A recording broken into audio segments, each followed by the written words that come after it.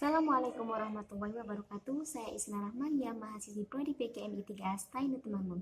Di sini saya akan menyampaikan hasil penelitian terkait hubungan tinggi badan dengan tingkat rutinitas olahraga di Pondok Pesantren Al-Munawwar, Kertosari, Temanggung. Nah, dari penelitian tersebut kita menggunakan subjek 20 santri pondok pesantren, di mana variabelnya adalah masalah hubungan tinggi badan yang merupakan variabel kontinu, karena dari data yang kita teliti itu dapat ditentukan dengan nilai atau dalam bentuk angka. Nah, terkait jenis penelitian yang kita lakukan dengan menggunakan penelitian asosiatif. Nah, karena di sini kita ingin meneliti jenis hubungan dua jenis variabel atau lebih, sehingga mampu diketahui antara permasalahan tinggi badan dengan tingkat rutinitas olahraga dan pola makan. Nah, variabel lain yang menjadi hubungan atau pembanding dari permasalahan tinggi badan itu adalah tingkat rutinitas dan olahraga dan serta pola makan itu sendiri. Nah, sehingga diperoleh bunyi hipotesisnya adalah perbedaan tinggi badan dari 20 santri Pondok Pesantren Al-Munawwar dengan tingkat rutinitas olahraga dan pola makan baik dari santri yang menjaga ataupun yang tidak menjaganya.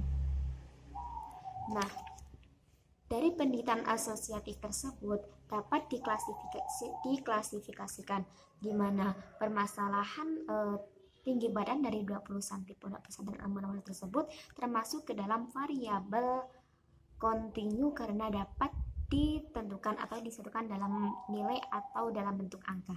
Nah, di mana ukuran data tersebut merupakan sebuah data rasio karena dapat dikelompokkan, diurutkan, serta dicari selisih dan merupakan sebuah bentuk absolut atau tidak mungkin kalau nol.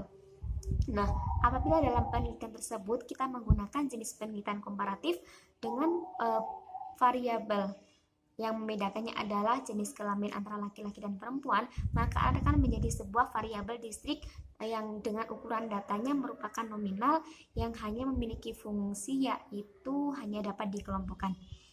Nah, dalam penelitian tersebut kita menggunakan metode wawancara dan observasi, karena dengan menggunakan metode tersebut kita akan mendapatkan hasil penelitian yang lebih akurat karena kita mampu bertanya langsung dengan narasumber, di mana narasumber akan memberikan pendapat serta masukan, sehingga dengan metode ini dapat menekan jika terjadinya suatu kesalahan.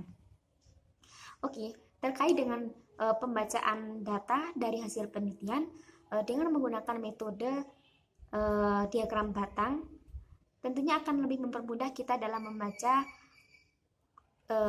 pembacaan data, di mana kita hanya melihat kisaran tinggi badan maupun tingkat rutinitas olahraga dan pola makan, kemudian kita melihat jumlah frekuensi dari bagan diagram batang tersebut.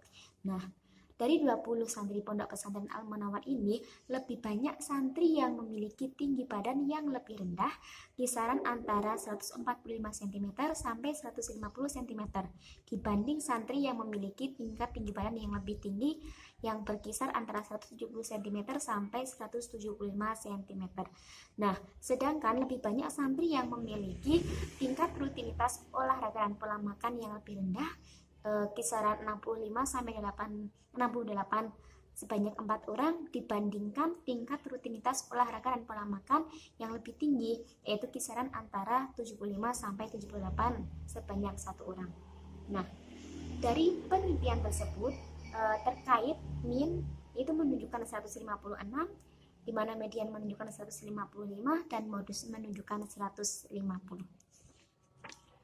Nah, hasil dari pembacaan data itu diperoleh sebuah interpretasi di mana tendensi sentralnya adalah berdasarkan hasil penggunaan aplikasi SPPS. Nilai yang mewakili data tinggi badan adalah 156 cm dan nilai yang mewakili data tingkat rutinitas olahraga dan pola makan adalah 71. Nah, kemudian nilai dari kedua data tersebut, yakni data tinggi badan dan tingkat rutinitas olahraga dan pola makan, masih dikatakan normal karena nilai min, median, dan modusnya hampir mendekati. Nah, kemudian terkait variabilitas, di mana berdasarkan data hasil penelitian yang dilakukan ini, di mana tinggi badan lebih heterogen dan dibandingkan dengan data tingkat rutinitas olahraga dan pola makan, baik dilihat dari standar deviansi, variansi, maupun rank. Hal tersebut terjadi karena dalam standar deviansi, variansi, dan rank data tinggi badan lebih menyebar tinggi nilainya dibandingkan dengan data tingkat rutinitas olahraga dan pola makan. Nah, mungkin itu kesimpulan dari penelitian yang kami lakukan dari hubungan tinggi badan dengan tingkat rutinitas olahraga dan pola makan di Pondok Pesantren Al Munawwar Kota Sari Temanggung. Nah, mungkin sekian. Terima kasih. Wassalamualaikum warahmatullahi wabarakatuh.